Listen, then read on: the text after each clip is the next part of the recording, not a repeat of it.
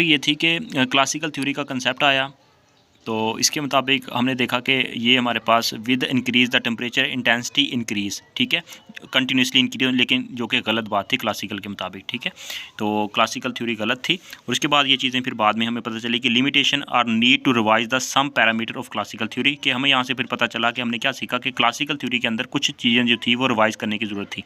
तो फिर हमने देखा कि इसको फिर और चीज़ ने एक्सप्लेन किया, जैसे कि हम देखते हैं कि हमारा ओवन होता है या आयरन होती है या कोई बल्ब होती है, उसमें क्या होता है कि टेम्परेचर के इंक्रीज करने से इंटेंसिटी इंक्रीज नहीं होती। अगर ऐसा होता तो हमारा ओवन वगैरह वो फट जाए, ठीक है, लेकिन ऐसा नहीं होता, ठीक है। ये चीज़ें गलत थी। एरिया अंडर द ग्राफ, ये एरिया अंडर द ग्राफ हमें बेसिकली क्या करता है कि energy radiated per second per metre, ठीक है, पर स्क्वायर, बेसिक मतलब कि ये बेसिक। तो area under the graph basically हमें क्या बताता है,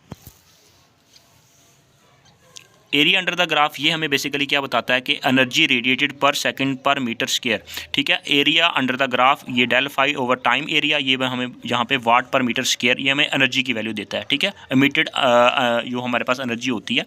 और स्टीफन बोल्ट्जमान इसको कहते हैं कि ये हमें बताता है कि easy to way calculated energy radiated per second per metre square instead area under the graph that simple method, ठीक है, एट द पार्टिकुलर टेम्परेचर। तो एनर्जी जो होती है बेसिकली प्रोपोर्शनल टू टेम्परेचर की पावर 4, यहाँ पे प्रोपोर्शनल कांस्टेंट आ जाएगी, इसकी वैल्यू ये होती है।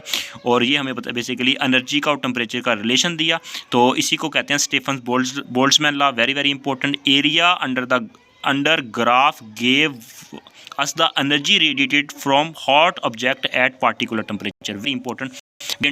ये स्टीफन्स लॉ और वेन डिस्प्लेसमेंट लॉ, दोनों लॉ बहुत इंपॉर्टेंट है। तो इस तरह हमें फिर पता चला कि क्लासिकल थ्योरी जो थी वो गलत थी, रॉन्ग थी। और क्योंकि क्लासिकल थ्योरी के मुताबिक ग्राफ ये बनता था, लेकिन ऐसा नहीं होता। हमारे पास फेवरिज्म का काम करता है ब्लैक बॉडी, और एनर्जी जो होती है वो यूनिफॉर्मली डिस्ट्रीब्यूशन नहीं होती। उसी चीज़ को फिर लेके आगे फिर प्लांक्स ने वहाँ से आइडिया लिया, और प्लांक्स एग्जम्पशन आया, प्लांक्स ने फिर अपनी वैल्यू दी, उस एक फोटोन्स की वैल्यू दी, उसने एनर्जी डिस्क्रीट एनर्जी की बात की, और उसने फिर कहा कि वहाँ पे एनर्जी जो होती है वो एक पैकेट की फॉर्म में होती है, और जिसको बाद में फोटोन्स का नाम मिला था, ठीक है। ये बेसिकली आगे फिर बातें हम ले चलेंगे। तो ब्लैक बॉडी रेडिएशंस क्या होती है, उन चीज़ों को हमने यहाँ पे डिस्कस किया, और उनके डिफरेंट ग्राफ्स को देखा, और कुछ गलत बातें थी क्लासिकल थ्योरी के मुताबिक, उन चीज़ों को हमने वहाँ पे देखा, ठीक है, कौन कौन सी गलत बातें थी। तो ये सारी बातें थी। तो इंशाल्लाह नेक्स्ट हम लेके चलेंगे अपना नेक्स्ट लेक्चर। तो चैनल पर हैं तो चैनल को सब्सक्राइब कर लें। तो प्लांक्स एग्जम्पशंस क्या थी, यहाँ से क्या रिजल्ट्स आए, तो फिर आगे लेके चलेंगे। अल्लाह हाफिज़, थैंक यू, टेक केयर।